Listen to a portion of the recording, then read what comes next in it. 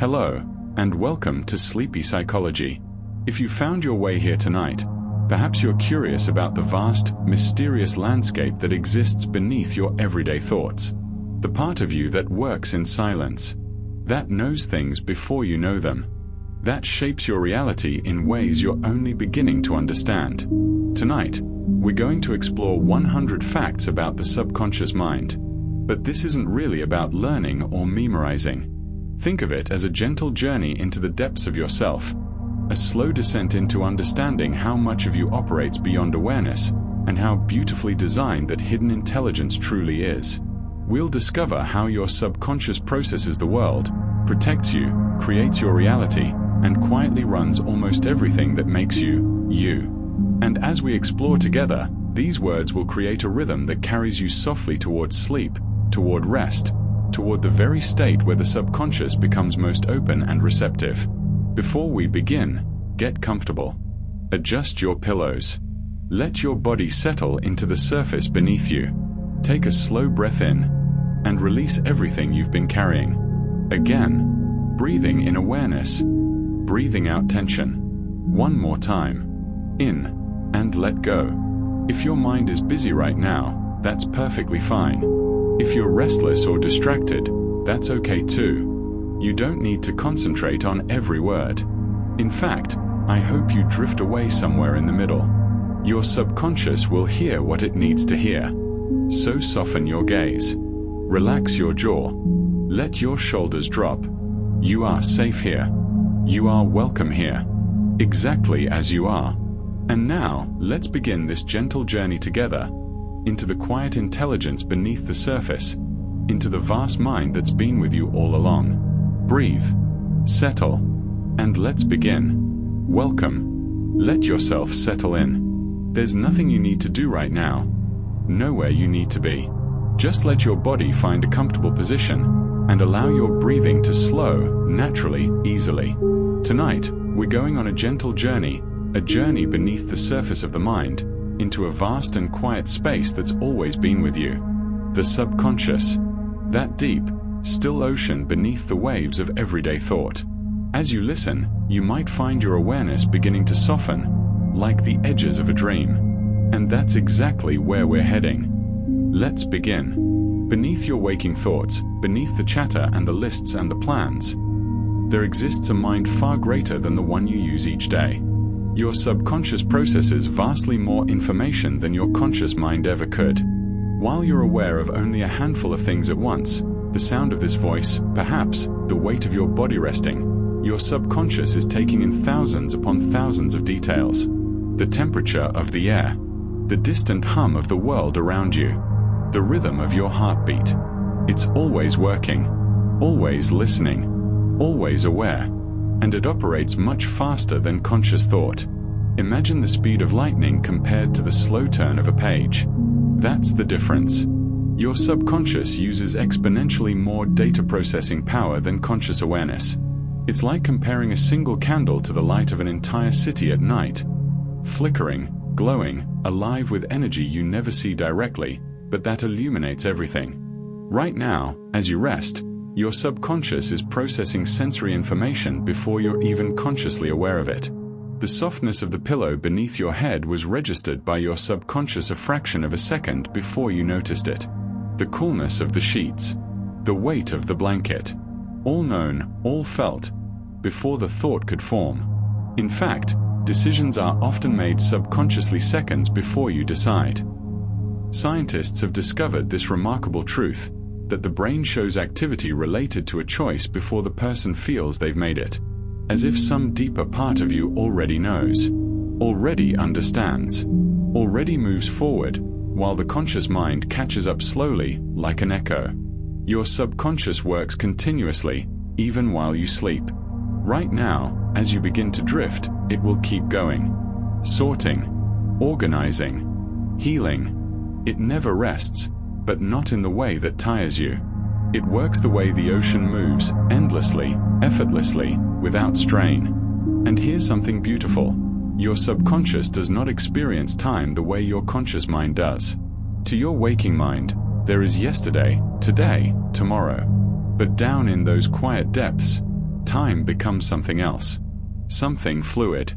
Childhood memories can feel as vivid as yesterday.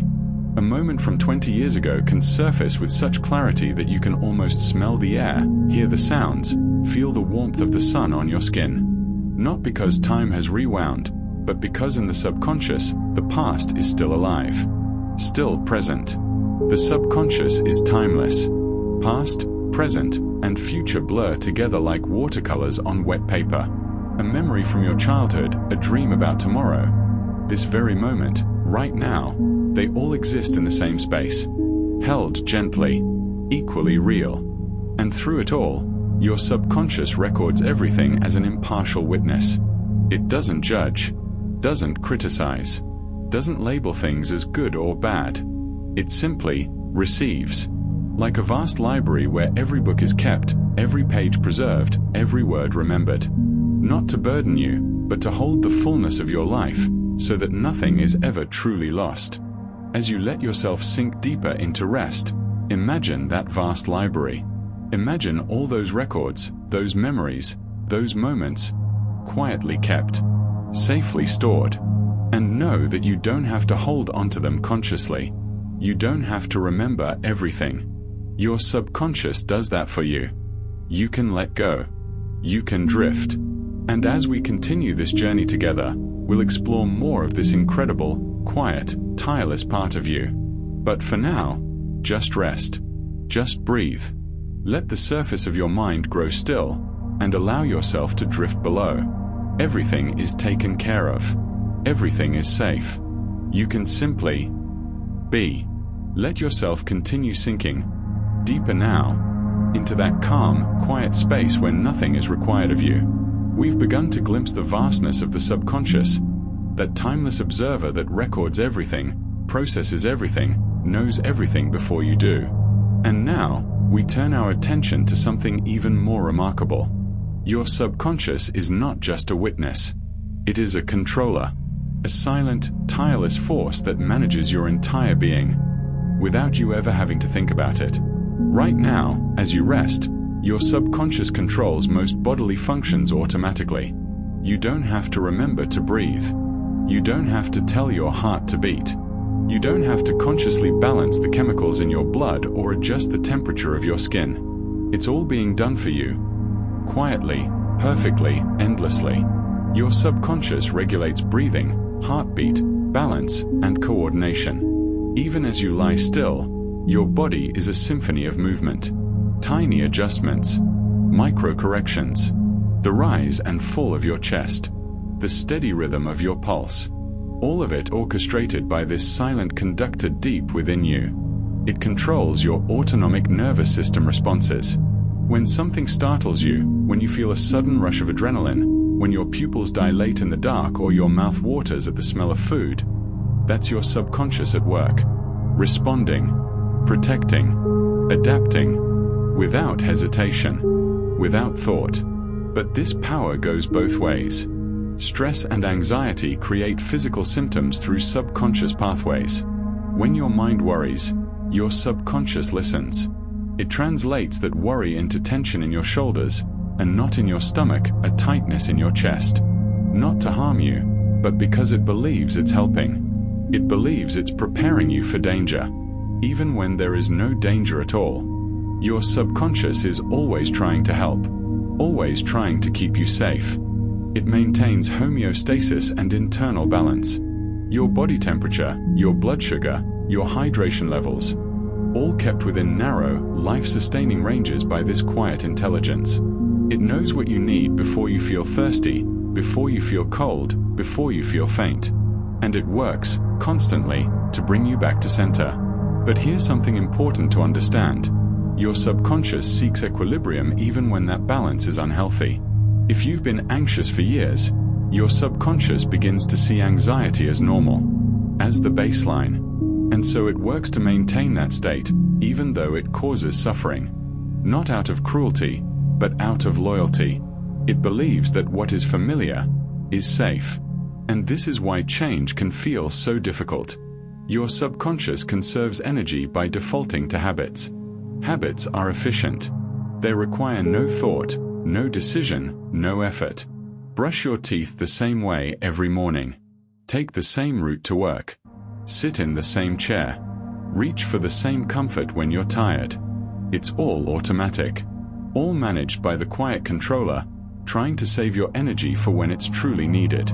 It prefers the familiar over the unknown. Even if the familiar is painful. Even if the unknown might be better. The subconscious doesn't evaluate whether something is good for you in the long run. It only asks, is this what we know? Is this safe? Is this home? And so it maintains behavioral scripts for daily life. Little programs that run in the background. How you respond when someone criticizes you. How you react when you're overwhelmed. The way you speak to yourself when you make a mistake. These scripts were written long ago, often in childhood, and they play out again and again, like a song on repeat. Your subconscious runs your comfort zone silently. That invisible boundary around your life, the one that says this far, but no further. It's not trying to limit you. It's trying to protect you. Because stepping outside the comfort zone means stepping into uncertainty. And uncertainty, to the subconscious, feels like danger. But here's the beautiful truth. Your subconscious can learn. It can adapt. It can be gently guided toward new patterns, new equilibrium, new safety.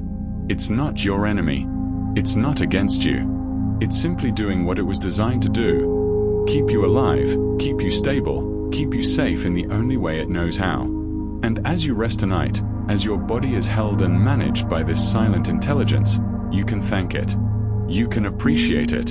You can acknowledge all the work it does every second of every day without asking for recognition. You don't have to change anything right now. You don't have to fix anything. You can simply notice. Simply be aware that beneath the surface, something vast and powerful is taking care of you. Your breathing continues, steady and slow. Your heart beats on, faithful and sure. Your body finds its balance, even as you drift deeper into sleep. The silent controller is at work.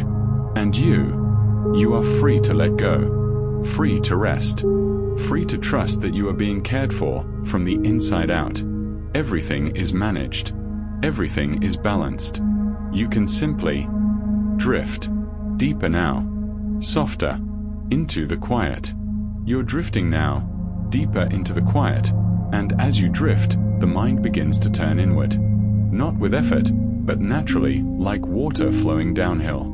We've seen how the subconscious manages your body, runs your habits, keeps you safe in the only ways it knows. And now, we arrive at something even more intimate. Something that shapes the very core of who you believe yourself to be. Your subconscious stores every experience you've ever had. Every moment. Every conversation. Every glance, every touch, every word spoken to you or near you. Not all of it is easily recalled, but it's there, archived, preserved in the vast library of your inner world. Some memories rise to the surface easily. Others remain buried, waiting. And what determines which memories stay close and which ones sink deep? Emotional intensity determines what is remembered. The moments that made you feel something powerful, joy, fear, love, shame, those are the ones that burn brightest in the subconscious. A kind word from a stranger when you were a child. The first time someone made you feel small. The day you laughed until you couldn't breathe. The night you cried alone.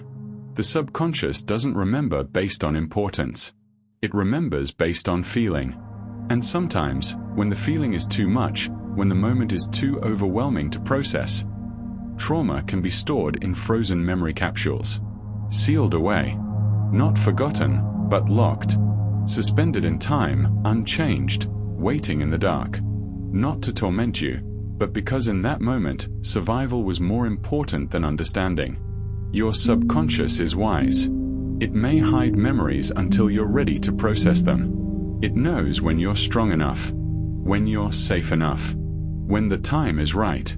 And until then, it holds those memories for you, like a guardian standing watch over something fragile. But memory is not just about the past. It's about who you are right now. Your subconscious maintains your self-image. the picture you carry of yourself in your mind, the way you see your face, your body, your worth, your place in the world. This image was built over time, piece by piece, from the reflections you saw in other people's eyes, from the things you were told, from the conclusions you drew as a child when you didn't yet know how to question them. And once that image forms, it becomes deeply protected. Identity labels like "I am" become deeply protected. I am shy. I am not good at math. I am the funny one. I am broken. I am unlovable.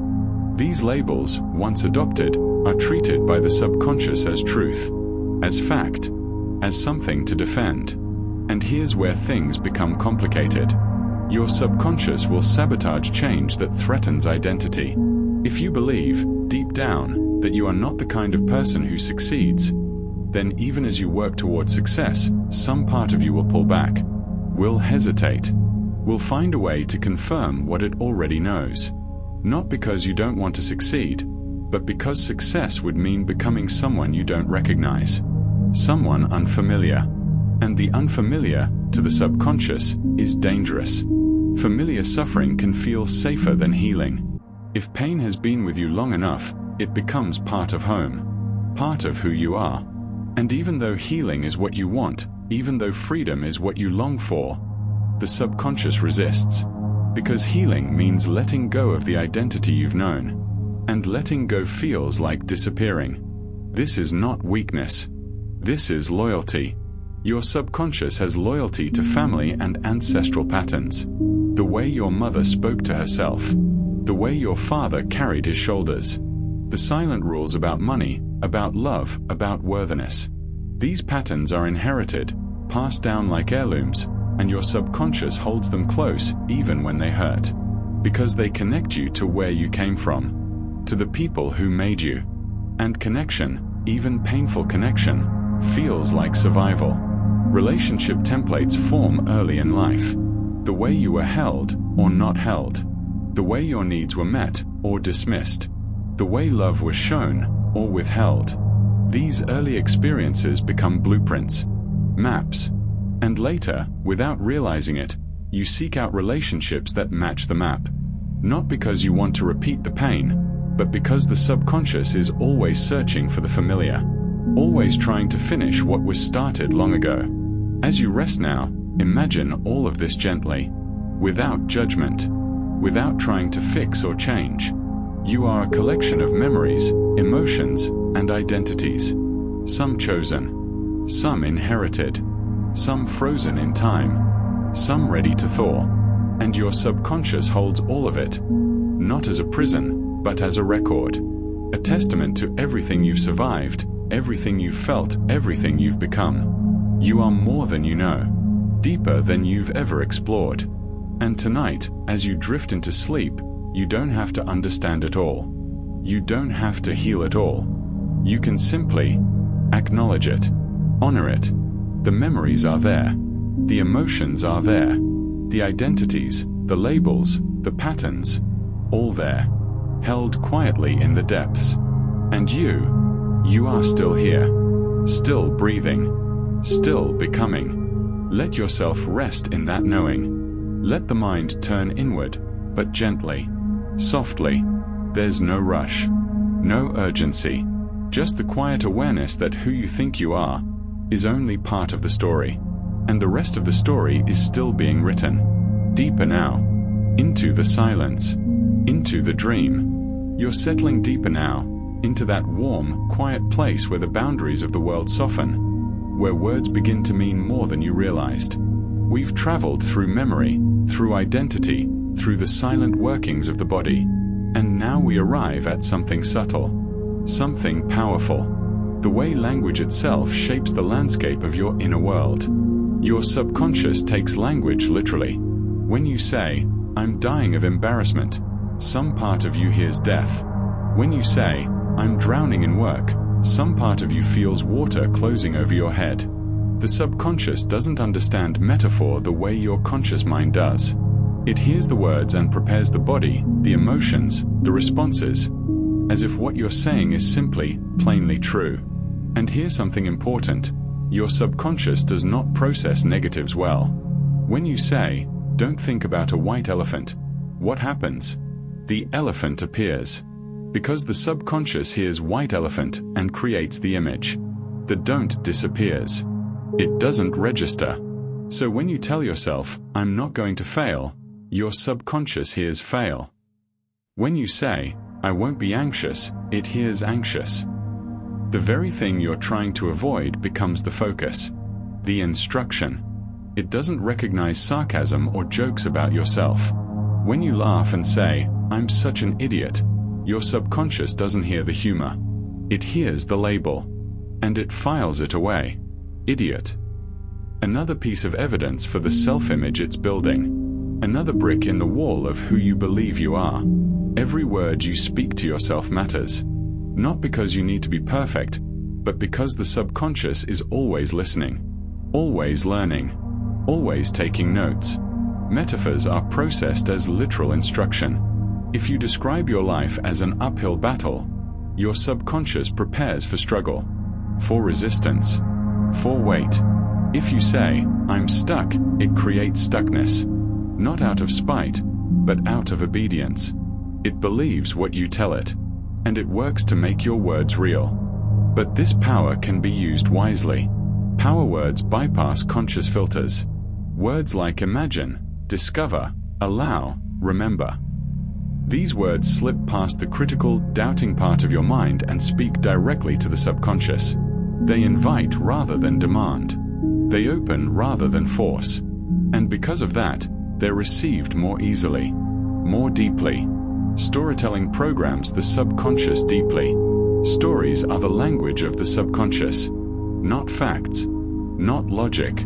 Stories. When you hear a story, you enter it. You feel it. You live it, even if just for a moment. And in that moment, the story becomes part of you. Part of your library of possibilities. This is why the stories you tell yourself about your past, your future, your worth are so powerful. They're not just descriptions. They're instructions. Programs running in the background, shaping what you see, what you expect, what you allow. Repetition strengthens subconscious beliefs. Say something once, and it's a whisper. Say it 100 times, and it's a truth. This is how beliefs are built. One repetition at a time. One story told again and again until it becomes the story. The only story. "I'm not good enough." Said once, it's a thought. Said every day for years, it becomes who you are. But the opposite is also true. Affirmations work through emotional consistency. It's not enough to say the words. You have to feel them. Or at least, feel willing to feel them. The subconscious responds to emotion, not just sound. So when you repeat something positive, something hopeful, and you allow even a small flicker of belief, even a tiny opening of possibility, that's when change begins. Not because the words are magic, but because you're giving the subconscious new instructions, a new program, a new story. Language patterns create self-fulfilling prophecies. If you say, "I always mess things up," you'll start to notice every mistake. You'll overlook the successes and focus on the failures, because that's what you're looking for. That's what the subconscious has been told to find. Evidence, proof, confirmation. And slowly, without realizing it, you begin to fulfill your own prediction. Not because you're destined to fail, but because you've programmed yourself to see failure, to expect it, to create it. But again, the opposite is also true. Here's something practical, something important. Vague goals give the subconscious nothing to act on. If you say, "I want to be happier," the subconscious doesn't know what that means. Happier than what? Happier when? What does happiness look like, sound like, feel like? The subconscious needs clarity. It needs direction. It needs a picture to move toward. Not because it's rigid, but because it's literal. It's a faithful servant, waiting for clear instruction. And when you give it something specific, something vivid, something real, it begins to work. As you rest now, let yourself consider this gently. The words you use, the stories you tell, the language that runs quietly in the background of your mind. You don't have to change everything tonight. You don't have to fix every thought, every phrase, every pattern. But you can begin to notice.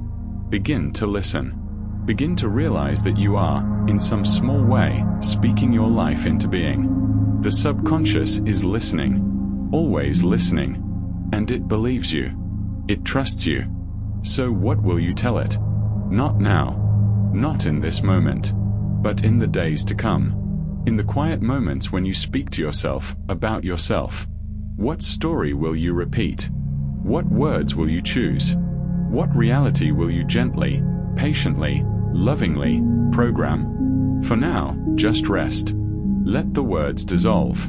Let the thoughts soften. Let yourself drift into the space beyond language, where nothing needs to be said, nothing needs to be understood.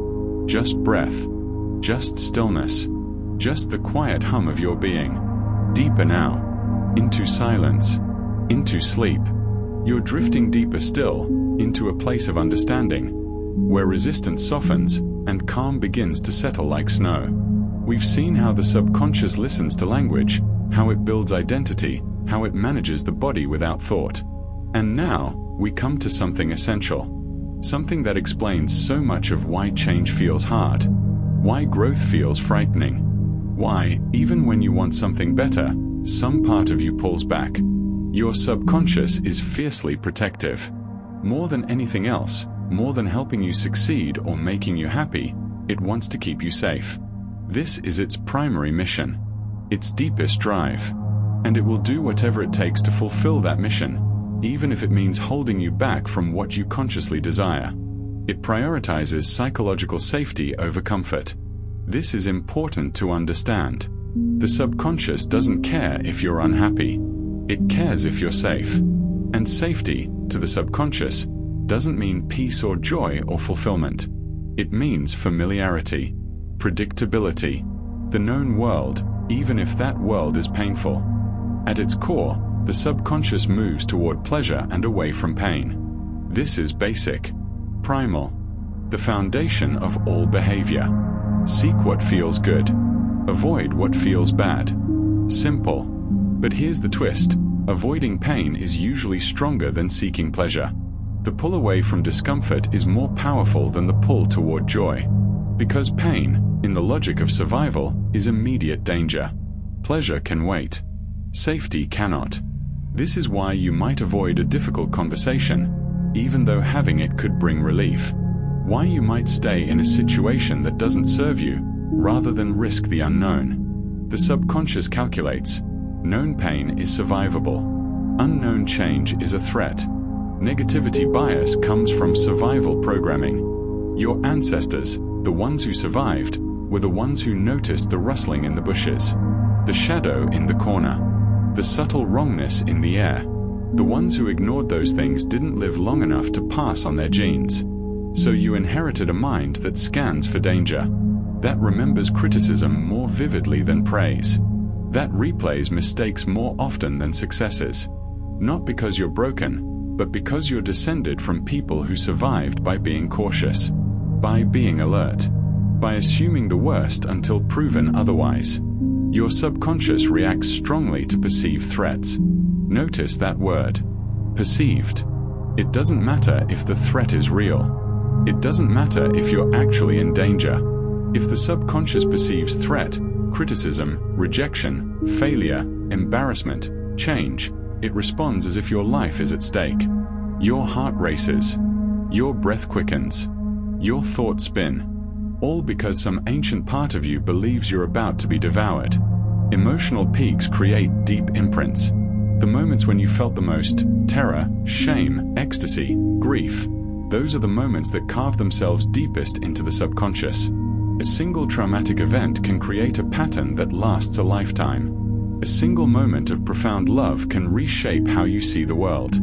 The subconscious learns most powerfully through emotion. And the stronger the emotion, the deeper the lesson. This is why sudden change can trigger defense mechanisms. When something shifts too quickly, when the ground beneath you moves without warning, the subconscious panics.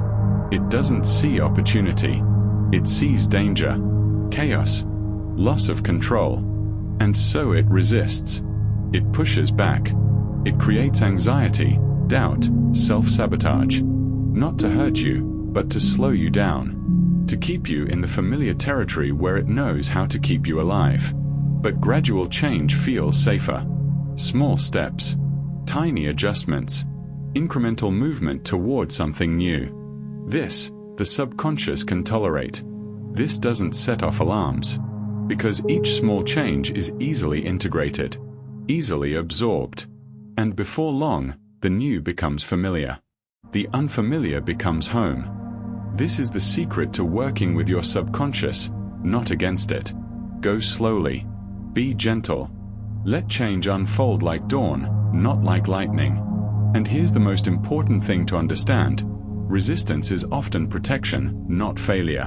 When you try to change and find yourself stuck, when you set a goal and somehow never follow through, when you know what you need to do but can't seem to do it, this isn't weakness. This isn't laziness. This isn't proof that you're broken. This is your subconscious doing its job, protecting you from what it perceives as danger. Standing guard at the border of your comfort zone, believing with its whole being that crossing that border could cost you everything. It's wrong, of course. Most of the time, the danger isn't real. But the subconscious doesn't know that. It only knows what it learned long ago, in moments of pain, in moments of fear. And it's trying, with fierce and loyal devotion, to make sure you never feel that way again. So when you resist, when you hesitate, when you sabotage your own dreams, pause, take a breath, and instead of judging yourself, ask, what is my subconscious trying to protect me from? What old pain is it trying to prevent? What threat does it perceive? And then, gently, lovingly, you can begin to reassure it. To show it, slowly, that you're safe now. That the past is not the present. That change, even uncertain change, doesn't have to mean danger. You can thank your subconscious for its protection, for its vigilance, for caring so much about your survival that it would rather see you stuck than see you hurt. And then, with patience, with compassion, with the kind of gentleness you'd show a frightened child, you can begin to coax it forward, one small step at a time. As you rest now, let this understanding wash over you. Let it soften the hard edges of self-judgment. Let it ease the frustration of resistance. You're not fighting yourself. You're not broken. You're not failing. You're simply being protected by a part of you that loves you enough to guard you, even from your own desires. And with understanding comes calm. With calm comes possibility. With possibility comes change. Slow change. Safe change. Gentle change. The kind that lasts. Rest now. Let your subconscious know it's done well. That you're grateful. That you're safe. And drift deeper into the quiet, where nothing needs to be protected, because everything is already whole. Deeper, softer, safe. You're resting deeply now, and as you rest, something quieter begins to emerge. Something subtle. A gentle sense of wonder at the intelligence that moves beneath your everyday thoughts. We've explored how the subconscious protects you, how it resists and holds patterns. But there's another side to this vast inner world. A side that doesn't just guard, but guides. That doesn't just remember, but creates. Your intuition comes from subconscious pattern recognition. That sudden knowing. That inexplicable sense that something is right, or wrong, or important. It's not magic. It's not mystical, though it can feel that way.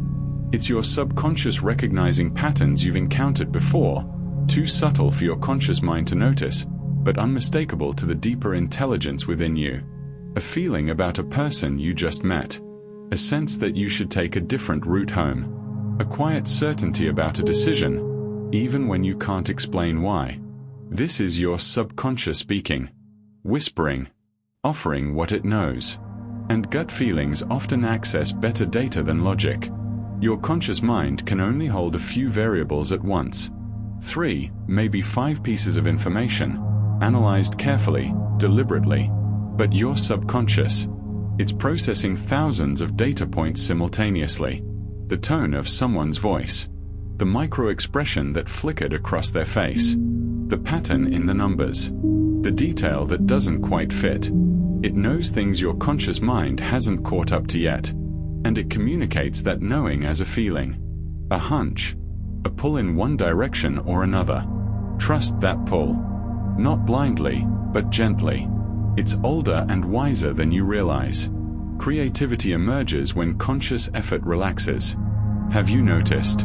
The best ideas don't come when you're straining for them. They come in the shower, on a walk, just before sleep, in that liminal space where your conscious mind stops trying so hard, and the subconscious has room to play.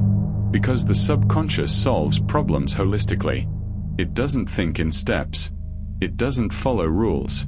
It sees the whole picture all at once, the way you might see a painting or hear a symphony. Not piece by piece, but all together in a single moment of clarity.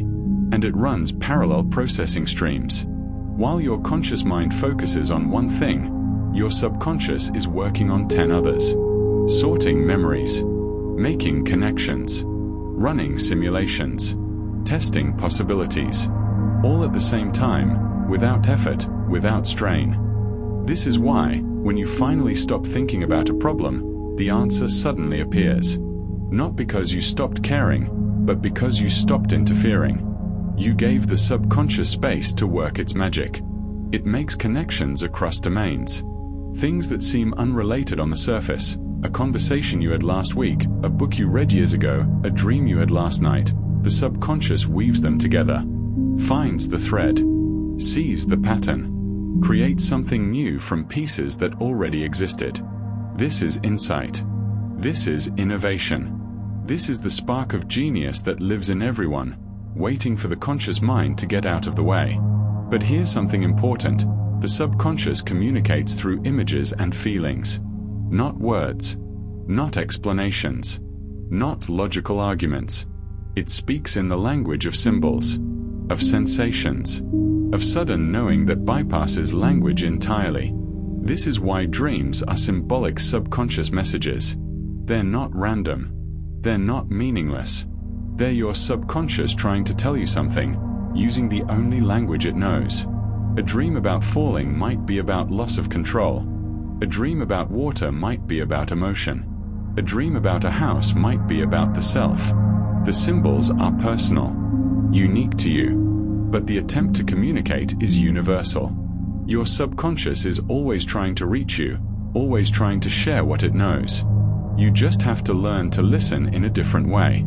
Music and rhythm influence it deeply. Language is the tool of the conscious mind. But music goes straight to the subconscious. It bypasses logic entirely. A certain song can transport you back to a moment in time. A rhythm can shift your mood, your energy, your state of being. This is why lullabies soothe, why anthems inspire, why sad songs can feel like medicine. The subconscious responds to sound in ways the conscious mind cannot control, cannot resist. It feels the music before you think about it. And in that feeling, it opens. It softens. It allows. And this brings us to something practical. Something powerful. Rituals anchor change. The subconscious loves patterns. Loves routine. Loves the familiar. So when you want to create new patterns, new habits, new ways of being, you give the subconscious a ritual. A morning practice. A specific sequence of actions, a particular song, a particular scent, a particular phrase, done the same way, at the same time, again and again. And slowly, the ritual becomes a signal, a cue, an anchor point that tells the subconscious, this is who we are now. This is what we do, not through force, but through repetition, through consistency, through the gentle, patient building of a new pattern. The subconscious doesn't need to understand why. It just needs to recognize the ritual. And once it does, it begins to support the change, to make it automatic, to make it part of you. As you drift now, deeper into rest, let yourself feel the wonder of this, the hidden intelligence, the intuitive knowing. the creative spark that lives beneath the surface of your waking mind. You are so much more than your conscious thoughts, so much wiser than you give yourself credit for. Somewhere inside you, patterns are being recognized, problems are being solved, connections are being made, and all you have to do is relax, let go, trust the process. Your subconscious is working even now, even as you rest, sorting, creating, preparing insights that will rise to the surface when you need them, ideas that will arrive like gifts, solutions that will appear effortlessly, not because you forced them, but because you allowed them. So rest. Let the conscious mind grow quiet. Let the deeper intelligence take over. Let intuition, creativity, and insight do what they do best. When you're not trying so hard, the answers are already within you. The wisdom is already there. You just have to stop looking, stop straining, stop thinking, and let yourself know. Deeper now, into the knowing, into the mystery, into the quiet wonder of all that you are. Rest. You're floating now, in that space where awareness becomes soft, where the edges of things blur, and where you begin to see how much of reality is shaped not by what exists, but by what you notice. We've journeyed through the protective mechanisms, the creative intelligence, the hidden patterns. And now we arrive at something extraordinary. The way your subconscious doesn't just observe the world, it constructs it. Your subconscious operates on seek and find. Whatever you tell it to look for, it will find. Not because it's creating things out of nothing, but because the world is so full, so dense with information, that you can only ever perceive a tiny fraction of it. And your subconscious decides which fraction. Tell it to look for red cars, and suddenly red cars are everywhere. Not because there are more of them, but because you're noticing them now. You've given your subconscious a mission, a filter, and it's doing exactly what you asked. Attention shapes perception. What you focus on becomes real. What you ignore fades away. Two people can walk down the same street and see completely different worlds. One notices the beauty, the flowers, the laughter, the warmth of the sun. The other notices the danger, the cracks in the sidewalk, the suspicious glances, the potential threats. Same street, different realities. Because perception isn't passive. It's active. It's filtered. It's shaped by what the subconscious has been programmed to seek. And confirmation bias reinforces beliefs. Once you believe something, your subconscious begins to collect evidence that supports it. Not to deceive you, but because it wants to be consistent. It wants to confirm what it already knows. If you believe people are kind, you'll notice kindness. If you believe the world is dangerous, you'll notice danger. Both exist. Both are true, in some measure. But you'll only see the one you're looking for. Your beliefs become self-fulfilling, not through magic, but through attention. Expectations shape outcomes. When you expect to fail, you notice every small setback. You interpret ambiguous situations as negative. You hesitate, you second guess, you prepare for disappointment. And often, without realizing it, you create the very failure you feared. When you expect to succeed, the opposite happens. You notice opportunities. You interpret challenges as solvable. You move forward with confidence. And the world, responding to your energy, to your certainty, often meets you halfway. Not always. Not guaranteed. But more often than you think. Your dominant emotional state becomes your lens. If you spend most of your time anxious, you'll see the world through the filter of threat. Everything becomes something to worry about. Every decision feels heavy. Every outcome uncertain. If you spend most of your time curious, you'll see possibilities. Questions. Adventures. Same world. Different lens. And the lens you use determines not just what you see, but who you become. Comparison defines satisfaction. The subconscious doesn't evaluate things in isolation. It compares. Always. Is this more or less than before? More or less than others? Better or worse than expected? You could have everything you once dreamed of and still feel dissatisfied. If you're comparing yourself to someone who has more, you could have very little and feel abundant. If you're focused on what you do have, not what's missing. Satisfaction isn't about the objective facts of your life. It's about the comparisons your subconscious is making. And you get to choose, at least in part, what you compare yourself to. Scarcity or abundance paradigms color reality. If you see the world through scarcity, not enough time, not enough money, not enough love, your subconscious will hoard, grasp, protect. It will see competition everywhere. It will operate from fear. If you see the world through abundance, enough for everyone, enough for me, more available if needed, your subconscious relaxes, opens, shares. It sees collaboration, not competition. It operates from trust.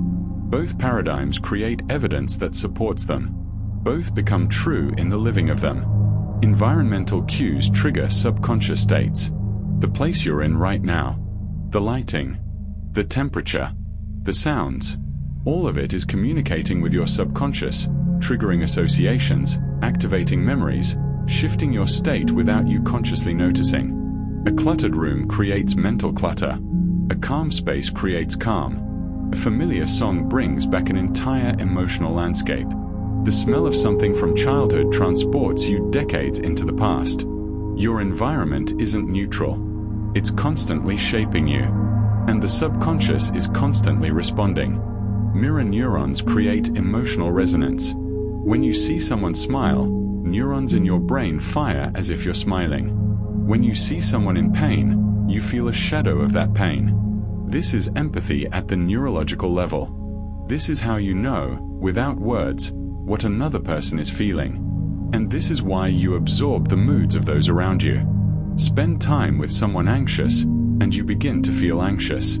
Spend time with someone joyful, and joy begins to bloom in you. Not because you're weak or impressionable, but because your subconscious is designed to sync with others, to attune, to connect. This is beautiful. And it's dangerous, because it means you're always, in some small way, becoming a reflection of the people and environments you immerse yourself in. Choose carefully. Not with judgment, but with awareness. As you rest now, let this understanding settle gently. The world you experience is not the world as it is. It's the world as you've been taught to see it, as your subconscious has been programmed to filter it. And the extraordinary thing is, you can change the filters. Slowly, gently, by shifting your attention, by questioning your comparisons, by choosing your environment, by noticing what you notice. What you pay attention to grows. What you ignore shrinks. This is power. This is responsibility. This is the quiet magic of being human. Satisfaction isn't about the objective facts of your life. It's about the comparisons your subconscious is making. And you get to choose, at least in part, what you compare yourself to. Scarcity or abundance paradigms color reality. If you see the world through scarcity, not enough time, not enough money, not enough love, your subconscious will hoard, grasp, protect. It will see competition everywhere. It will operate from fear. If you see the world through abundance, enough for everyone, enough for me, more available if needed, your subconscious relaxes, opens, shares. It sees collaboration, not competition. It operates from trust. Both paradigms create evidence that supports them. Both become true in the living of them. Environmental cues trigger subconscious states. The place you're in right now, the lighting, the temperature, the sounds, all of it is communicating with your subconscious, triggering associations, activating memories, shifting your state without you consciously noticing. A cluttered room creates mental clutter. A calm space creates calm. A familiar song brings back an entire emotional landscape. The smell of something from childhood transports you decades into the past. Your environment isn't neutral. It's constantly shaping you. And the subconscious is constantly responding. Mirror neurons create emotional resonance. When you see someone smile, neurons in your brain fire as if you're smiling. When you see someone in pain, You feel a shadow of that pain. This is empathy at the neurological level. This is how you know, without words, what another person is feeling. And this is why you absorb the moods of those around you. Spend time with someone anxious, and you begin to feel anxious.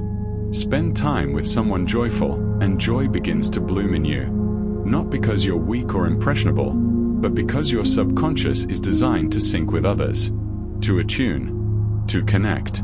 This is beautiful, and it's dangerous, because it means you're always, in some small way, becoming a reflection of the people and environments you immerse yourself in. Choose carefully, not with judgment, but with awareness. As you rest now, let this understanding settle gently. The world you experience is not the world as it is. It's the world as you've been taught to see it, as your subconscious has been programmed to filter it. And the extraordinary thing is, you can change the filters. Slowly, gently, by shifting your attention, by questioning your comparisons, by choosing your environment, by noticing what you notice. What you pay attention to grows. What you ignore shrinks. This is power. This is responsibility.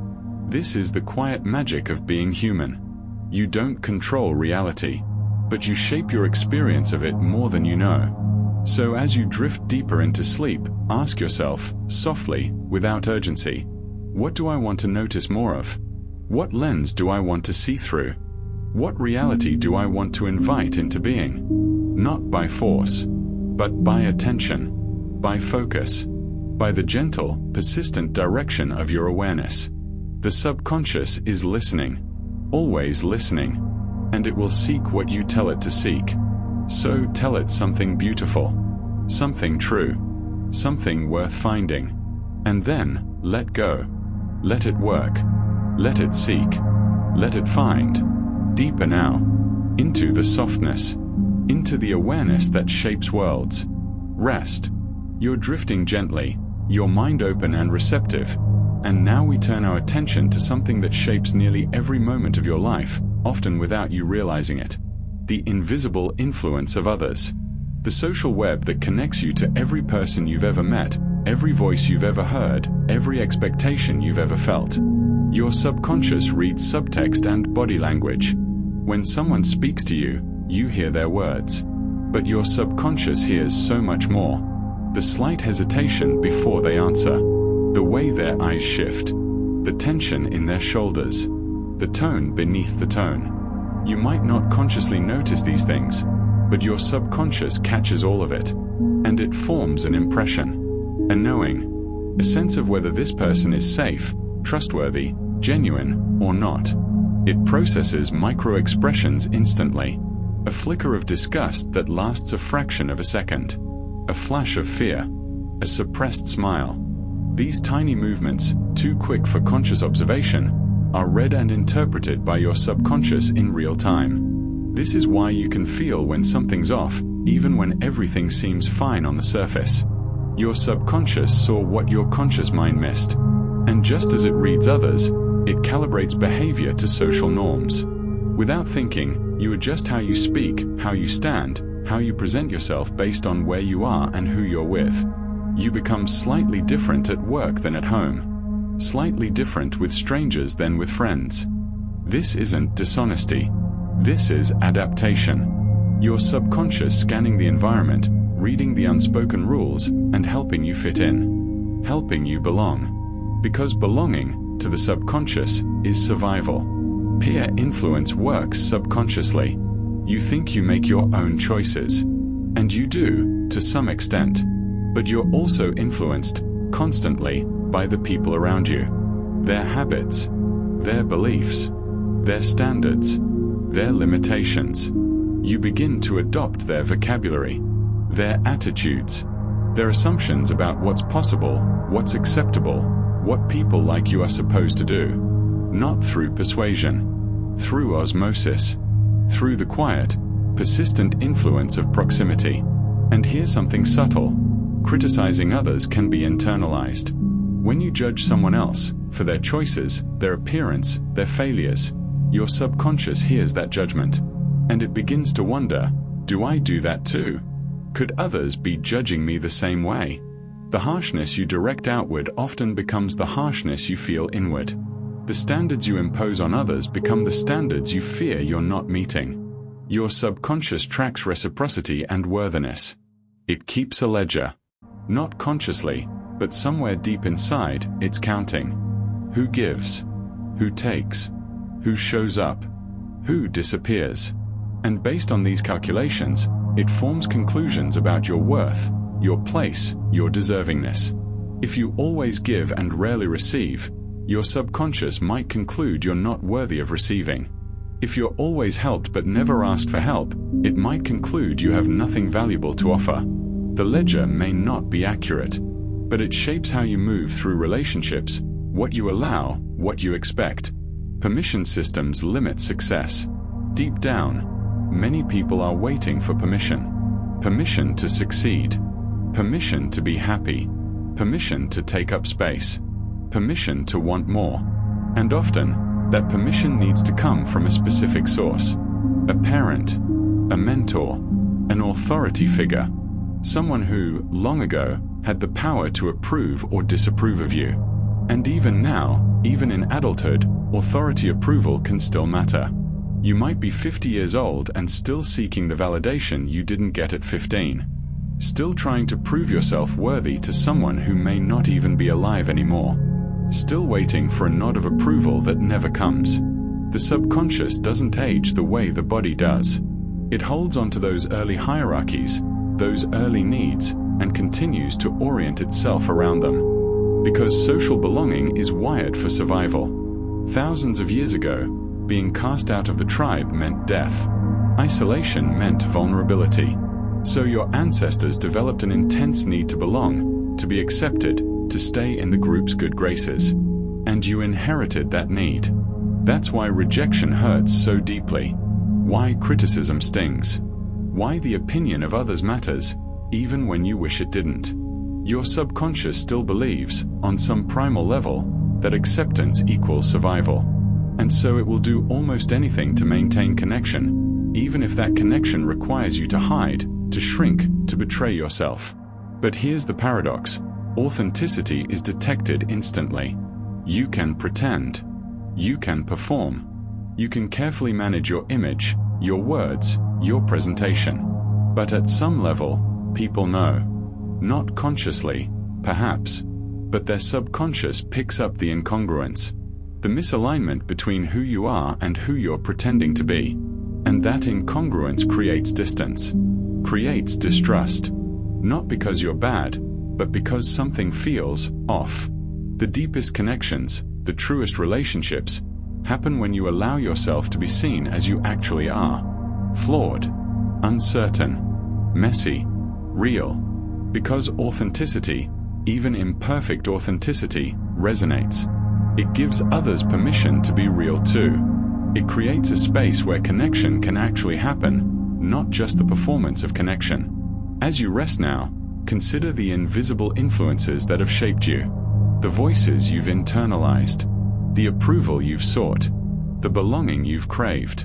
The ways you've adapted, adjusted, conformed, sometimes at great cost. None of this makes you weak. It makes you human. Social. Wired for connection in a world that often makes connection feel conditional. But you can begin, gently, to question those old programs. To notice when you're performing rather than being. To recognize when you're seeking permission you don't actually need. To feel when you're dimming yourself to belong, and ask, is this belonging worth the cost? You don't have to do this all at once. You don't have to rebel against every social norm or abandon every relationship. But you can begin to reclaim small pieces of yourself. Small moments of authenticity.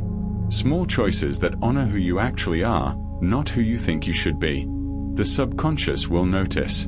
It will feel the shift. And slowly, it will begin to update its programming. To realize that authenticity doesn't equal rejection. That being yourself can still mean belonging. That you can be real and safe at the same time. Connection without effort. That's the promise. Not the exhausting effort of performance, but the ease of simply being. It's possible. Not everywhere. Not with everyone. But somewhere.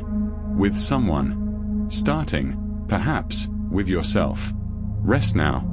Let the weight of others' expectations lift, just for tonight. Let yourself exist without performance, without judgment, without the need to be anything other than what you are. You are enough. You have always been enough. And the right people, the true connections, will see that. Not because you convince them, but because you stop trying to. Deeper now. Into the quiet. Into the truth of who you are. Rest. The voice slows here, everything slows.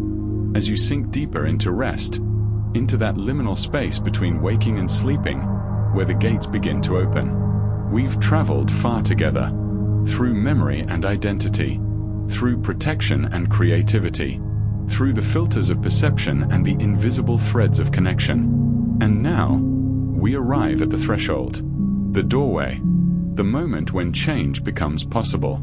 Your subconscious is most receptive in theta states. Right now, as you hover between consciousness and sleep, your brainwaves are shifting, slowing, moving from the busy beta waves of waking thought, through the relaxed alpha, into theta, the state of deep meditation, of twilight awareness, of dreams beginning to form.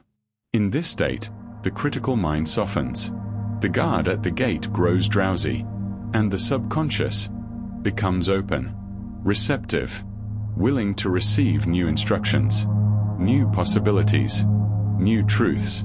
Deep relaxation opens programming gateways. When you're tense, when you're stressed, when you're alert and vigilant, the subconscious is locked, protected, defended. But when you relax deeply, when your body feels safe, when your breath is slow and your muscles are soft, the defenses lower. Not because you're vulnerable, but because you're safe enough to change. And repetition during calm states embeds change. This is the key. Not forceful effort, not willpower, but gentle repetition, offered when the mind is quiet, when the body is still, when the subconscious is listening with its whole being. A new thought, a new belief, a new story, whispered softly again and again in these moments of openness. And slowly, imperceptibly, it begins to take root, to grow, to become part of the landscape of your inner world. Transitional moments are powerful. Not just the transition from waking to sleeping, but all transitions. Waking to sleeping, sleeping to waking. The pause between breaths. The moment between one activity and another. These threshold moments, when you're neither here nor there, these are when the subconscious is most fluid, most available, most ready to shift. Pay attention to these moments. Use them wisely. They're doorways. Visualization feels real to the subconscious. When you imagine something vividly, a future success, a healed relationship, a version of yourself that's calm and confident, your subconscious doesn't distinguish between imagination and reality. To the subconscious, if you can see it, feel it, experience it in your mind, it's real. And if it's real, it becomes a blueprint, a template, a possibility the subconscious can begin to move toward, because it's already been there, already knows the way. But visualization alone isn't enough. Emotion amplifies learning. A dry affirmation, repeated without feeling, does very little. But that same affirmation, felt deeply, connected to genuine emotion, hope, relief, joy, peace, that changes everything. Because the subconscious learns through emotion. It remembers what moves you, what touches you, what makes you feel alive. So when you plant new seeds in the subconscious, water them with emotion. Let yourself feel the truth of what you're affirming, even if just a little.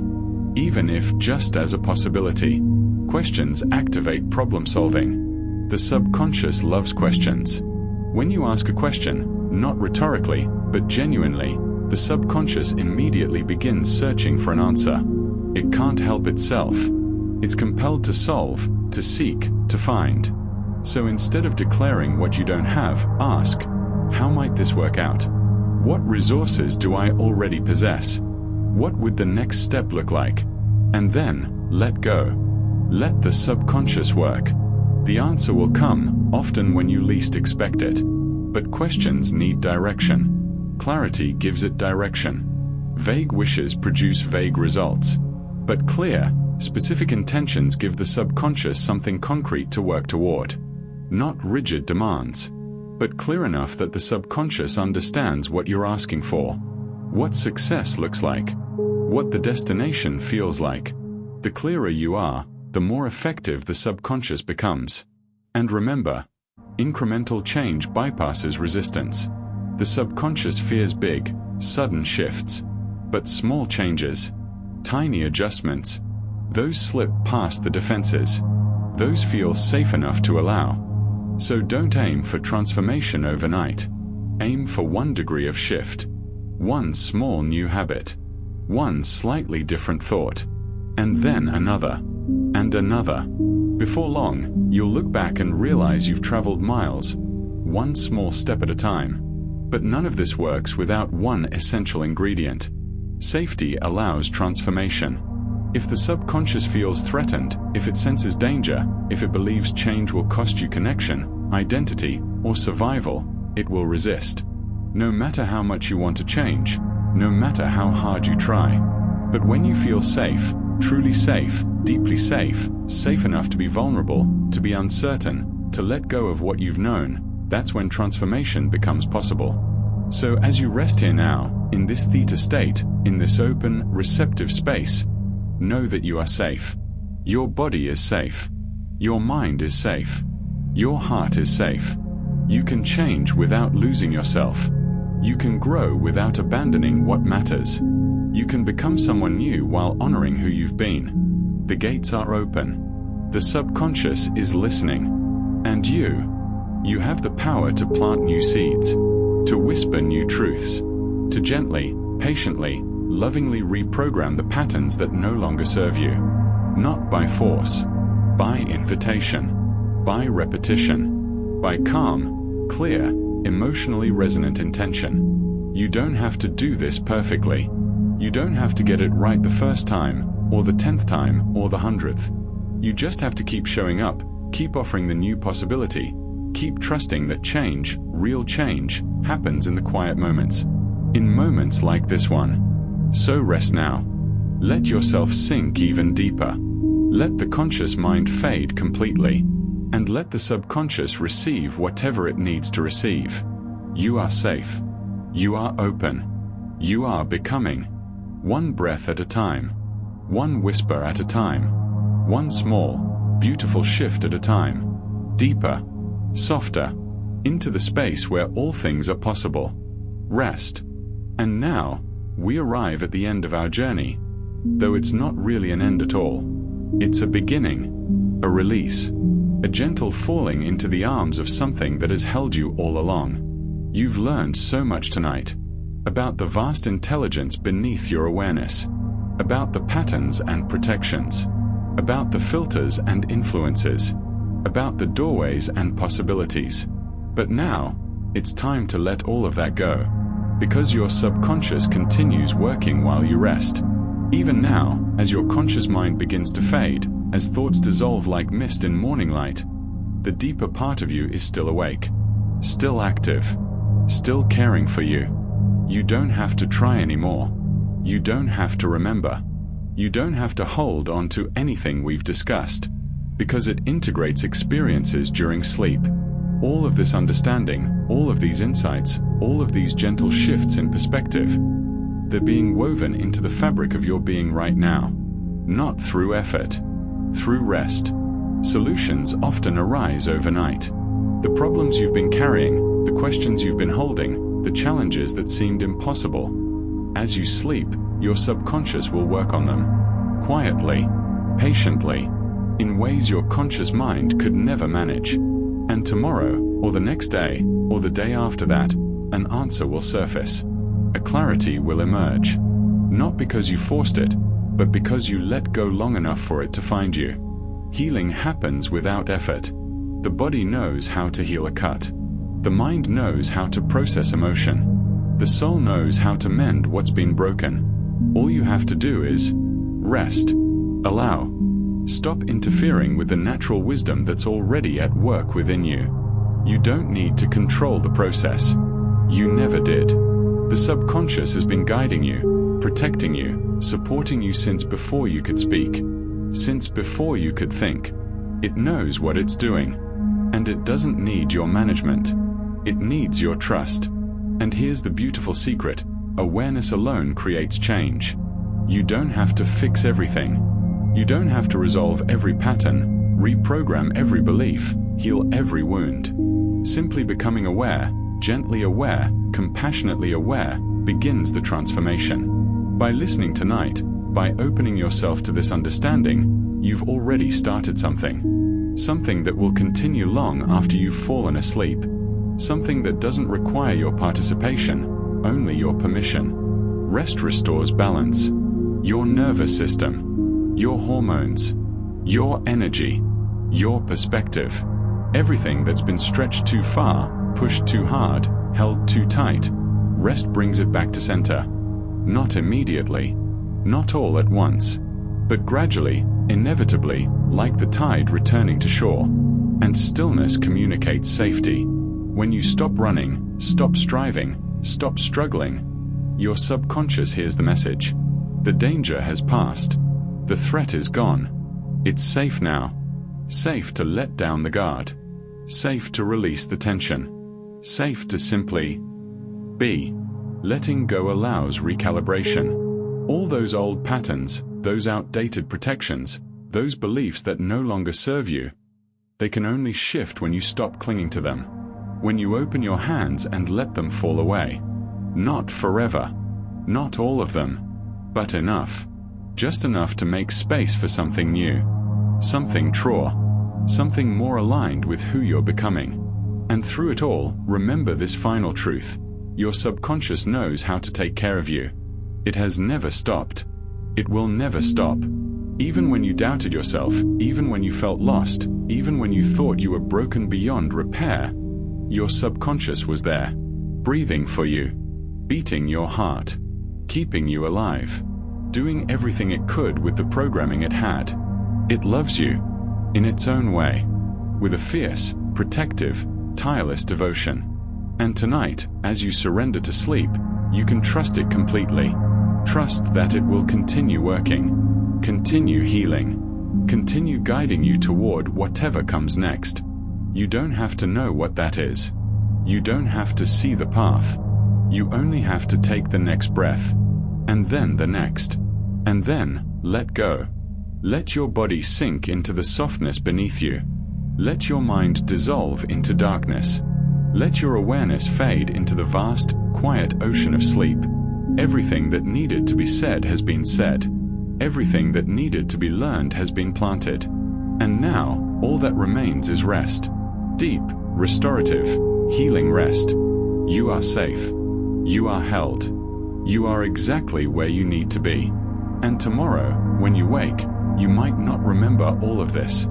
You might not consciously recall the facts, the insights, the gentle truths we've explored together. But your subconscious will remember. It has recorded everything. And it will use what it needs, when it needs it, in ways you may never fully understand. That's the mystery. That's the magic. That's the profound gift of the mind beneath the mind. So rest now. Completely. Utterly. Without reservation. Let go of the day. Let go of tomorrow. Let go of everything except this breath, this moment, this perfect, peaceful now. Your subconscious is taking care of everything else. You can sleep. You can dream. You can simply be. Good night. Rest well. And know that when you wake, you'll be changed in ways too subtle to name, but real enough to feel. The journey continues. But for now, just rest. Just breathe. Just let go.